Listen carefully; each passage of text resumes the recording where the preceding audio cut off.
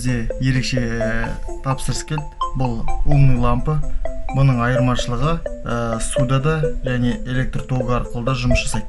Енді суда жасау үшін соны тексереміз. Енді лампаны аламыз және жай ғана стакан, соның ішіндегі суға батырған кезде бұл лампа жанады. Суға батырған кезде алсақ өшеді, салсақ жанады. Және бұның айырмашылығы тиімді. Кез келген жерде судың үстіне бүйтіп қойып